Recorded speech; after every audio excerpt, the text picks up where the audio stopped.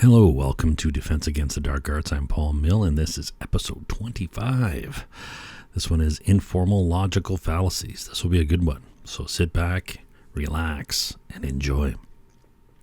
I had previously described the difference between accuracy and precision, but a perfect analogy has since popped into my head. Well, I wasn't even thinking about it, but it's such a cogent analogy that I have to share it.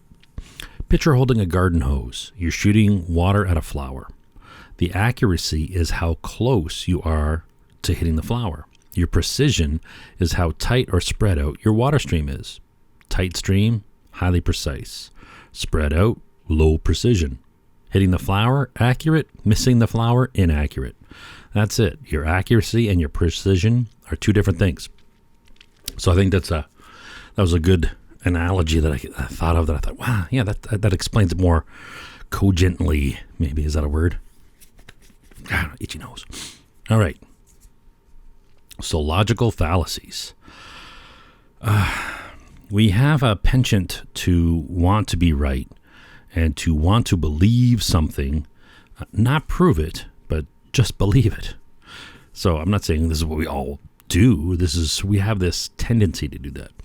If we don't try to prove things to ourselves, we certainly are not going to try to prove things to other people. So enter logical fallacies. What is a logical fallacy? It is an error in reasoning that does not lead to the truth. So what's the definition here? Logical fallacy, a misconception resulting from a flaw in reasoning or a trick or illusion in thought that often succeeds in obfuscating the truth. We could sometimes make logical fallacies on our own with no coaxing from the outside because of sloppy thinking, or we can be exposed to logical fallacies from others that are intending to deceive us, or we can be exposed to logical fallacies by others who don't know any better and, are arguing to win the argument at the cost of the truth. If your ideology is bogus and cannot withstand the critique of reason, this is the result you want. If you want your useful idiots to get emotional and not to use critical thinking, not to argue with reason, but to get emotional and resort to logical fallacies because your ideology is fallacious, such as Marxism, communism, any of the irrational leftist isms, or, religion on the right. I don't like to say religion is a thing on the right because there are many hippie Jesus freaks out there on the left. So, it's a bit of a... I know this leftist who has no problem pulling out logical fallacies in any conversation. The straw man argument and whataboutisms, and gets very emotional and angry when he experiences, I'm assuming when he's experiencing cognitive dissonance, when I'm bringing up points, right, that he doesn't want to believe because he doesn't want to believe the truth. So when he sees this glimmer of truth in conversation, he recoils in anger. He doesn't want to believe it.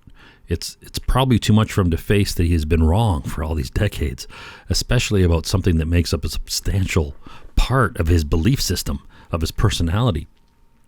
He claims to be an atheist, but he's filtering his leftist ideologies through a religious schema. If he is what he claimed to be, he would be able to calmly debate his views and accept new evidence and be capable of changing his stance. But he is not. He embraces nihilism as per his communist conditioning. So what's the point? There's nothing to live for. You might as well be a communist and kill off hundreds of thousands of humans, right? His character is too weak to face the truth. So he hisses at it like a vampire in the sunlight. He's so close-minded that he drinks the communist propaganda like it's a heroin-based elixir of youth. He should know better. He has intact reasoning skills, about most other things. It's as if there's a walled-off area of reason in his mind that he will never enter. He is utterly unwilling to have a critical dialogue about his views without getting emotional and resorting to logical fallacies. The sad part is, I think he indoctrinated himself by not being critical about the crap he read. A long time ago, he gave me a bunch of his leftist books to read, and so I read them. I read them all. So, there were some valid points, some truths, and a lot of emotional assertions that were lacking evidence. I read Marx's manifesto, and it made me feel sick. I didn't really have any political stances at the time. It was a long time ago. I still don't really have firm ones now. Maybe I do. I don't know. But this reading made me leery of leftists. Before I was even, politically interested, it's like, wow, really? These people believe this garbage, right? It's just as reading the Bible made me leery of churches and synagogues. So the last time I was talking to him, because he always uses the straw man fallacy, I was talking about the straw man fallacy. And he got upset and started using the straw man fallacy against me for talking about the straw man fallacy. I had to laugh. We all might resist admitting we're wrong at times. We all have the capacity to admit we're wrong. Probably the most powerful tool we have to build the strength of our character to be a decent human being is the capacity to admit we are wrong when we are wrong. So we've gone over some formal fallacies in earlier episodes. With syllogisms, there's denying the antecedent and affirming the consequent. And we ventured down the rabbit hole of non-deductive reasoning where there is nothing provable. But if nothing is provable, how can we call a flaw in non-deductive reasoning a logical fallacy? This is why we add the tag informal to logical fallacies, because non-deductive reasoning is not strictly logically valid. Informal logical fallacies are ways of reasoning that pretend to prove something they do not. I'll go over a few of the more common types, but when you start looking at them, you may not know what they're called, but you can still call them out. Naming and framing, the fallacious is just a shorthand that makes the process more efficient, or quick. Hey, you're using the straw man, So when we are using non-deductive reasoning that is impossible to prove something, we have to be very careful. Context, content, and audience are all important considerations and vectors of attack by the unsavory manipulator. There are factions that want to manipulate at all costs and have zero compunction, being dishonorable and intentionally using fallacies to deceive. They have no honor, they have no morals, they believe only in power and hierarchy. As a species, we all have the concept of hierarchy wired into our brains going back millions of years. Our lobster brain, or Jordan Peterson, right? Our modern brains have evolved many layers of more complex cognition since then. But these people are operating at the less evolved lizard brain below the gray matter, below the white matter, way down the brainstem. They operate down in the limbic system, and that is one of the reasons why they are so emotional. All the outer layers of higher cognition have atrophied from disuse. Marxism is therefore a symptom of mental impairment, cognitive cessation. So it appears that when we're brainwashed or conditioned, we still have this bizarre, detached way of using reason, the mental gymnastics to make our ideology still make sense to us in the face of contradictory evidence, or perhaps just ignoring the evidence altogether. But objective reality does not care about mental gymnastics. The truth is still the truth, and we can see through their persuasive rhetoric and lies when we take a closer look. There are people who believe what they are arguing, even when they're wrong, right? This is very common. So they're not technically lying because they are not intentionally deceiving us. They're just misinformed, useful idiots, or they're just misinformed people who are wrong. They may not be useful idiots. A useful idiot means that you're being manipulated by someone else to be that way, right? That's the useful part. And then there are people who know they're wrong. They're trying to manipulate and deceive others with their lies. Both of these use logical fallacies. So we'll start with begging the question. Begging the question is a stupid name for what it is. Aristotle had 13 logical fallacies, and this was one of them. The literal translation of his name is petition the principles, which we have translated into begging the question. The definition of the word beg here is to evade or dodge, or to take for granted without proof. Normally we don't use beg in that context. Today we mostly use the word beg to mean plead, but not in this situation. Here it means to avoid.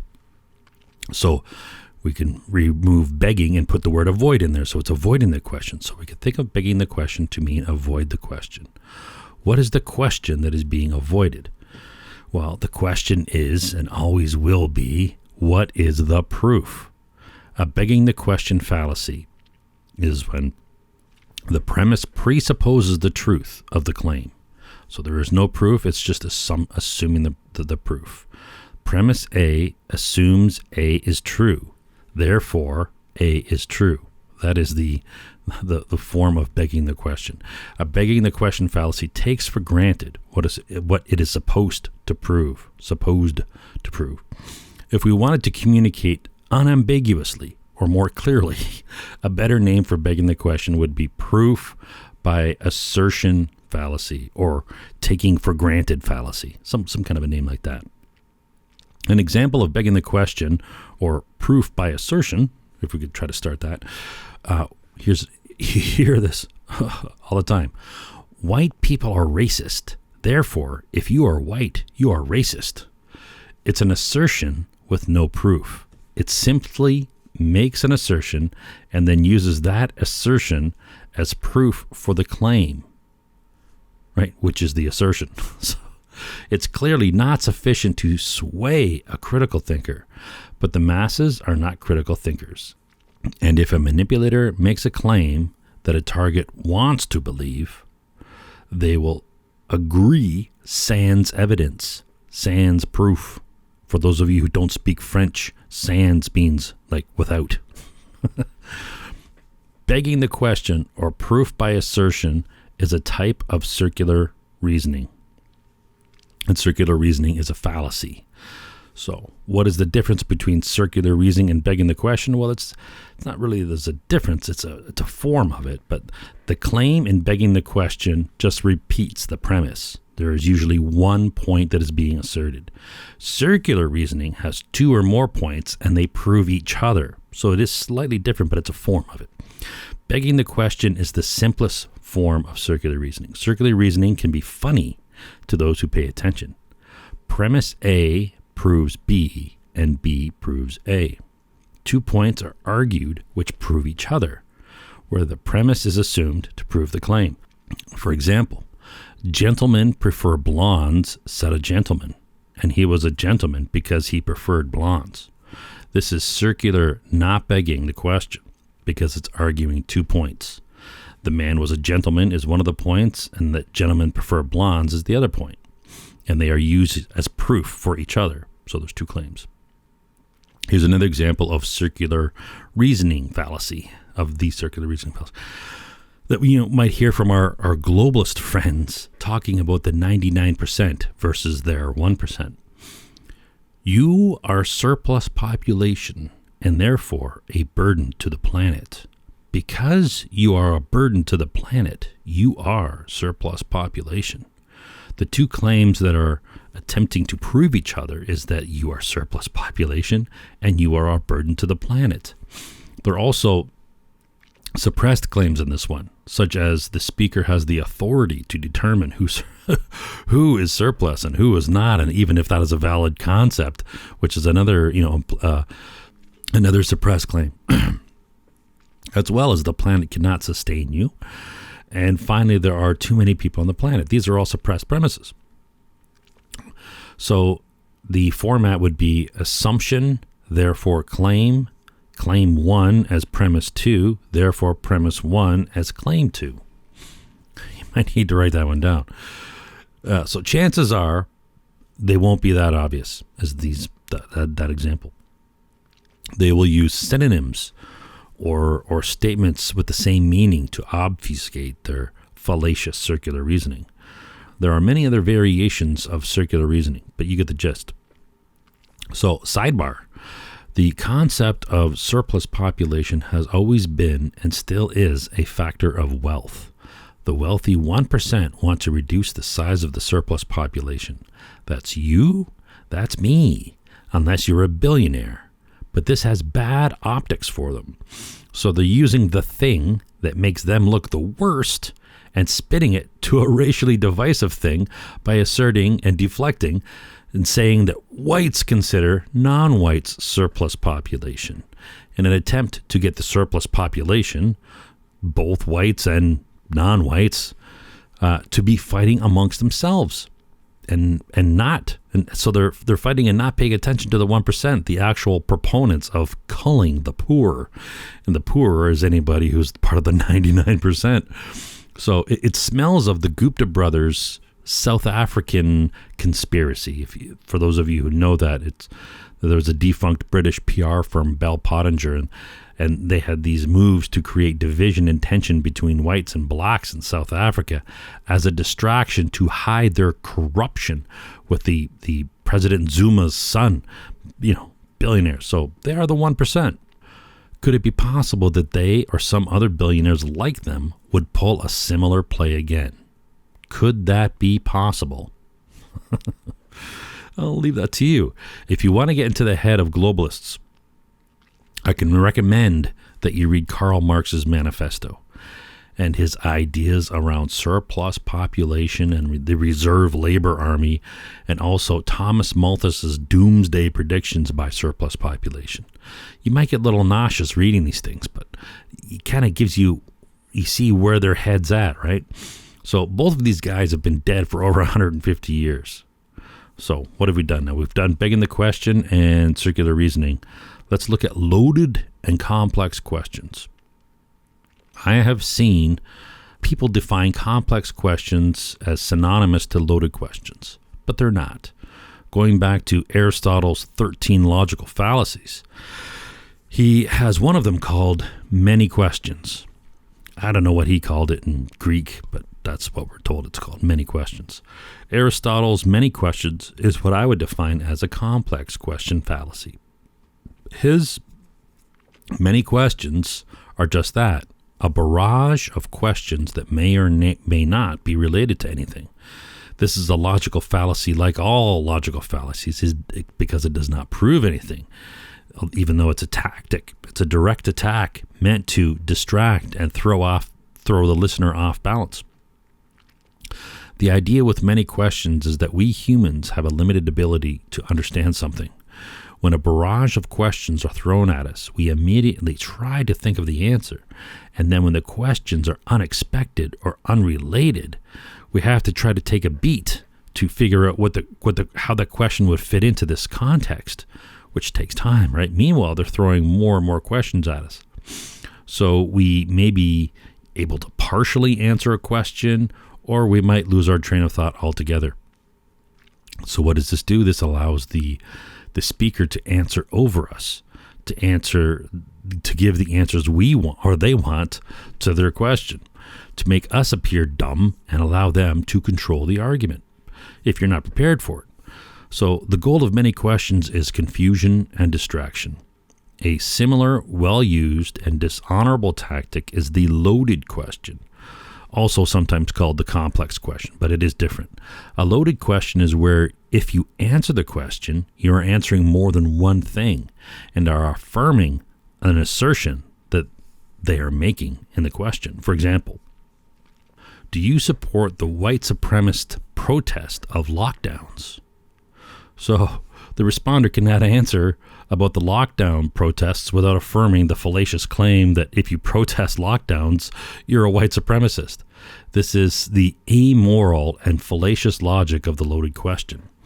It's loaded because they are adding the bogus insertions to try to trick you into affirming their suppressed implications, even though they're not really, they're suppressed implications. So manipulators will state a loaded question or a loaded assertion, and those who are duped or not prepared will buy into the suppressed implications and may even repeat them like mindless mockingbirds throughout the forest of whatever that movie was called. So when we're facing it, we have to determine if it's a manipulator saying it or a useful idiot regurgitating it. And all we can do is expose it. If it's a useful idiot, they will likely get emotional and just throw more fallacies at you. If it is a manipulator, they will seek to destroy your credibility and silence you. We all have a tendency to feed the monster. That is like, the Trump derangement syndrome, to spew insults regardless of what the person says or does because we don't like them. Feeding the monster should be avoided at all costs. It's a form of repetition that distorts your perception. We can do it to anyone or anything. We can even do it to ourselves for no real reason. Feeding the monster and loaded questions go hand in hand. If we're asking about someone, we might throw a nasty adjective before their name, which is both feeding the monster and loading the question. We should avoid doing both for our own benefit, and we should be leery when we see others do it. When we see it done by the news media or organizations, we should recognize it as intentionally deceptive propaganda, because they're professionals. They do know better. And for them to be doing that, they are intentionally loading and intentionally trying to deceive us. Loaded questions have great trickster value to get unsuspecting listeners to agree with something they don't actually agree with. So to review, we've covered begging the question fallacy, circular reasoning fallacy, many questions fallacy, complex question fallacy, loaded question fallacy. You may find, others who do not agree with my interpretations of the definitions, but that's just semantics. The concepts of these fallacies are what's important to comprehend and remember. The names, not so much.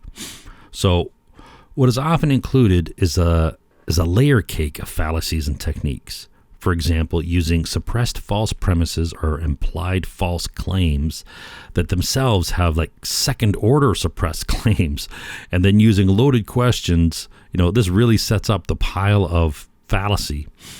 This is the heart of modern propaganda and narrative management by the political establishment. A critical thinker needs to at least notice the onslaught and recognize what it is, especially if they agree with the propaganda.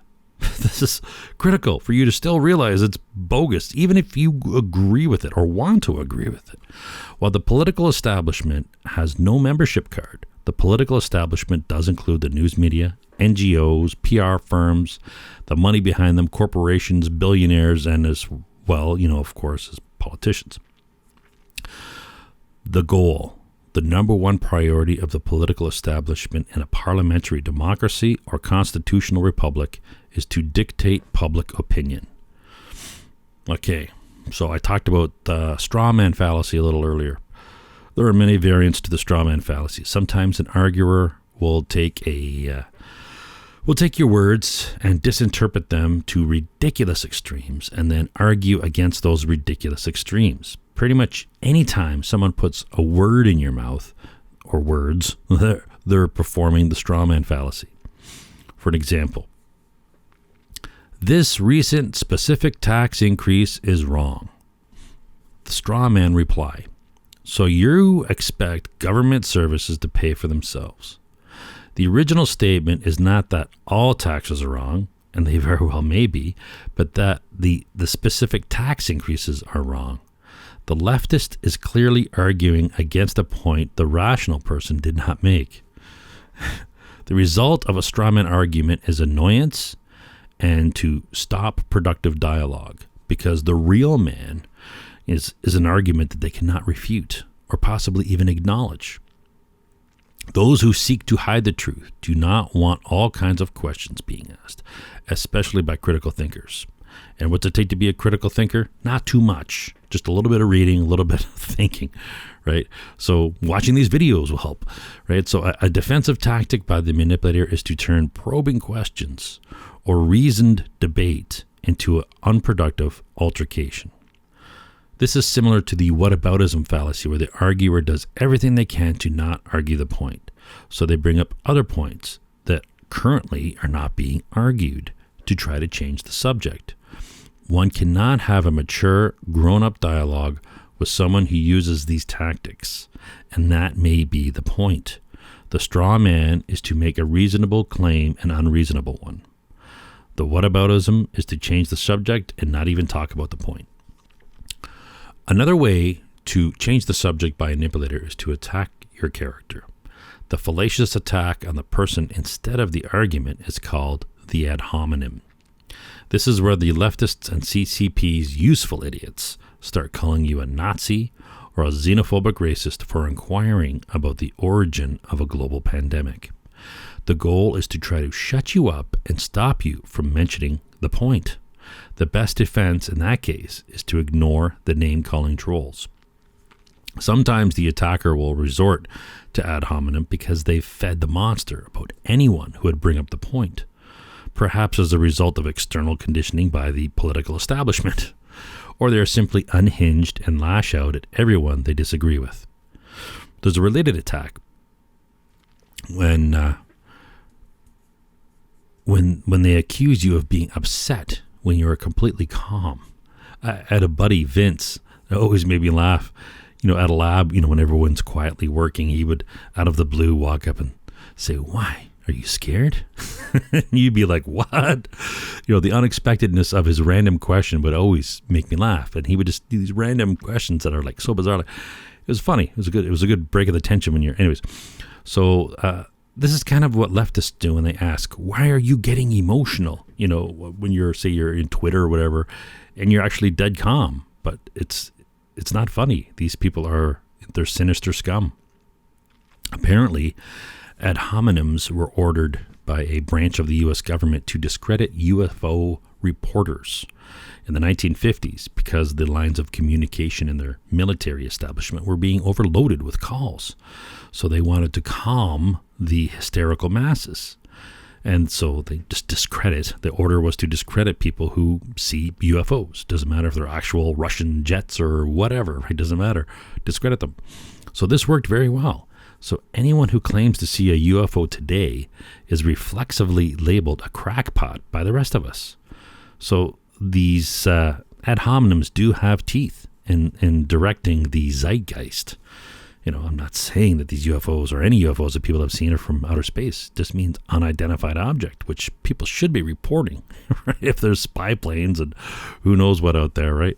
So oddly enough, the first and most famous couple abducted were a black man and a white woman in New England. And yet the stereotype of abductees are rural white people. So I don't know how that came about, but whenever you hear an ad hominem, that is a fantastic indicator for you to look closer at the claim that the leftist or the person is upset about. You may be touching a nerve close to the truth. A variant of the ad hominem is the genetic fallacy, another stupid name. It should be called the fallacious appeal to motive, not the genetic fallacy. So we're familiar with cigarette companies, funding research where their expert credentialed peer-reviewed scientists make claims such as there's no definitive proof that smoking cigarettes cause lung cancer. And there are also expert credentialed peer-reviewed scientists who claim there is a link between smoking cigarettes and lung cancer. Who's paying these researchers? Do you know their names? Specifically where their funding came from? Who's telling the truth? I don't know. We could speculate that it is plausible that smoking cigarettes cause lung cancer. But is it black and white? No, it is not. There are anecdotes of people smoking for many decades and never get lung cancer. Am I saying smoking does not cause lung cancer? No, I'm not. I'm saying that it's plausible that it does, but I do not know for certain, and no one has convinced me by showing me proof that it does. I do think it's plausible that smoking cigarettes can increase your chances of heart disease and stroke. It's probabilities, and those probabilities are different for each person. And there are cultures, like the tribes of North America who've been smoking for presumably thousands of years. Are they more resilient to smoking due to natural selection? That would seem plausible, but I don't know. Has there been studies on it? Who paid for those studies? I don't know. But to try to discredit research or someone's argument solely based on their motive is a fallacy. We are implying that they are corrupt with no evidence. Is there corrupt science? Absolutely. The corrupt scientists that are collecting money and doing, yeah, of course there is this. Do their motives prove that they are corrupt? Absolutely not. So long as they are acting in good faith, which is a pretty high bar for today's society. But their motives alone do not prove anything. Does their funding prove they are corrupt? No. But it's starting to smell funny at that point, right? What about big oil funding, their funding of their researchers? Their credentialed experts produced reports about lead additives and gas and lead in the ocean that were rebuked and countered by other scientists. Or big sugar, funding research and PR projects that promote sugar products and condemn fats. Their motives do not prove that they are wrong. We cannot jump to conclusions we want to. Do I trust the research? Probably not. But at least I know who they are and where their funding came from. Should I trust the lesser-known scientists who counter them just because I want to agree with them? I have no idea where their funding comes from or if they have an agenda. They may not, I don't know. It's very tempting to jump to conclusions we want to and to condemn an argument solely because of motive, but that is a fallacy. There's a slippery slope where one might think, I'm not going to be a naive fool. Of course they're biased, but that is being a naive fool. So what can we do? Sort the different narratives into models of plausibility, and if it matters, research it. If it doesn't matter enough for you to research it, don't jump to a conclusion. Keep the models of narratives separate and file it under undetermined. Manipulators know we want to decide either or, but we must resist the wide, easy path of lazy guesses. We must keep to the straight and narrow path of critical thought and reason. Or else, you might as well just give up, learn to hate, embrace nihilism, and start voting left. That might be a bit of a slippery slope fallacy. So, someone's motives do not prove they are wrong or even biased. We should be critical of all arguments, regardless of motive. We should be even more critical of arguments we agree with because we want them to be true. We should look for counterexamples and competing evidence for all arguments. There is a fallacy closely related to the generic fallacy, better known as appeal to motive, and that is the fallacious appeal to authority. When someone is an expert in a specific thing, and they are treated as an expert or act like one in something that they are not, and their expertise is the premise for believing what they say, this is the fallacious appeal to authority. An example would be a planetary astronomer having any more insight into, say, politics than anyone else. So appealing to an expert in one field when arguing about another is completely bonkers. This does not mean that we should not listen to someone because they're a planetary astronomer and they're talking about politics. They very well may have well-reasoned, cogent arguments on any topic, and it's their arguments that we can judge them by, not by the letters around their name. We should judge all arguments on evidence and reason, not on expert opinions, who are not even experts on the subject. This brings us to the fallacious appeal from authority, or the Dr. Jesus fallacy. This has become more evident in a world where there are evil forces for centralized control versus righteous decentralized authority. A force that embraces unnatural gatekeepers of knowledge whose goal is to suppress the truth. Throwbacks to the dark times of medieval priests and pre-internet. We're currently experiencing an enlightenment of society, decentralized authority of the people, but the black tentacles of centralized control do not want to relinquish power, and they are fighting an information war, whether we want to acknowledge it or not. Not all experts in their field agree on everything, as we've seen time and time again in courts when prosecutors and defense teams have experts that contradict each other. This is irrefutable. Experts do not always agree. It is therefore a fallacy to assume an expert is correct just because they are an expert. I do not recommend or ever endorse using expert opinion as a premise for any argument. It is proven that they can be biased, wrong, or intentionally deceptive. So it is a fallacy to assume an expert's opinion is a valid premise for a claim. This is like a reverse ad hominem. Instead of attacking the person, this fallacy claims who they are is sufficient to prove what they say. Therefore, this is the Dr. Jesus fallacy. We've all heard from many a Dr. Jesus this past year. So I'm sure you're familiar with this fallacy. So now what happens when you have a bunch of Dr. Jesuses? Dr. Jesi? What's the plural of Jesus? We have the fallacy of consensus or ad populum. Just because a group or a mob agree, does not prove anything. She's a witch. Burn her. The problem is the mob don't think that they're the mob. And a version of ad populum is fallacy of the consensus of the experts. As we've seen, it's a fallacy to believe an expert's opinion proves anything. So adding a bunch of experts in the mix does not change anything. A bunch of experts can experience ad populum the same as the rest of us. At one point, the consensus of experts believed the Earth was flat. They believed Jacques Cinq-Mars was a conspiracy theorist. They believed the lab leak hypothesis was a conspiracy theory. They burned Giordano Bruno at the stake for claiming there must be other planets and possibly life on them. That's the fallacy of the experts. There is a fallacy of false alternatives, better known as the either-or fallacy. You're either with us or you're against us. You're either an anti-racist or you're a racist. This is an old, well-known fallacy to critical thinkers. So anyone in academia who uses it today is either a complete idiot or they intentionally are trying to manipulate others. It's an oversimplification. So it's like the straw man. It puts words in your mouth, but only the words the manipulator allows.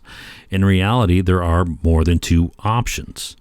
It's as rational as claiming you either went to the store or you murdered JFK. We didn't do either. We didn't do either unless you're, the CIA. So speaking of the CIA, that brings me to the ad ignorantium fallacy or the no evidence fallacy. If there is no evidence of something, claiming the lack of evidence as proof of it being false is a fallacy. The opposite is also a fallacy. If there is evidence, the existence of evidence does not prove anything either way. Of course, this depends on the context, but the mere existence of evidence does not prove anything in itself. This includes evidence against something. The existence of evidence against something does not prove anything. It's the context of what the evidence is that is important. This is close to phantom connections. You can hear the bullshit reports right now, the journalists. There is evidence that this person was involved in whatever conspiracy we want to smear them in, right? There may be evidence, so it'd be hard to sue the deceptive news outlets, but their rhetoric has a powerful influence on the weak-minded. Just so you know, the definition of evidence is anything presented in support of an assertion. So we are left to judge if that evidence is strong, if it's weak, or if it's completely invalid. Evidence alone is not proof, but evidence can, prove something if it's strong. If it's strong evidence, it can, but evidence, the existence of it, doesn't prove anything. The literal interpretation of evidence is being used as the natural interpretation. This is a form of deception. So if evidence is being mentioned with no specifics, you can and should assume that the source is bogus and they are trying to manipulate you. I've heard many propagandists say there is no evidence about X, when in fact there is evidence. They never get charged. They never get in trouble. So this is an expression the political establishment abuses daily, right? And then there's the slippery slope fallacy. We talked about it a little earlier here. It's when reasonable connections are stretched beyond reason. It's like the straw man argument, but a chain of connections between or being exaggerated instead of a single point being exaggerated. An example would be pornography leads to sexual assault, or small government leads to anarchy. They might be even put some points in between there to try to connect the dots, but they are they are exaggerated beyond reason. They can be irrational. They can be non sequitur leaps that make zero sense. And a lot of people just don't really know, that makes that. Okay, I believe it. Really? Whoa. Right? So we have the fallacy of equivocation, or the fallacy of ambiguosity. I can never. Anyways, which would be using words that have multiple meanings that are not equivalent.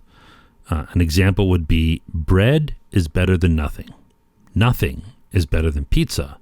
Therefore, bread is better than pizza.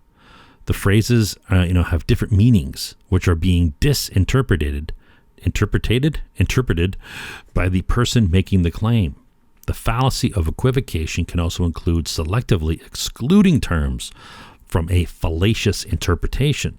They can give a literal answer that is incomplete, which is intentionally being deceptive, which is lying. Here's an example.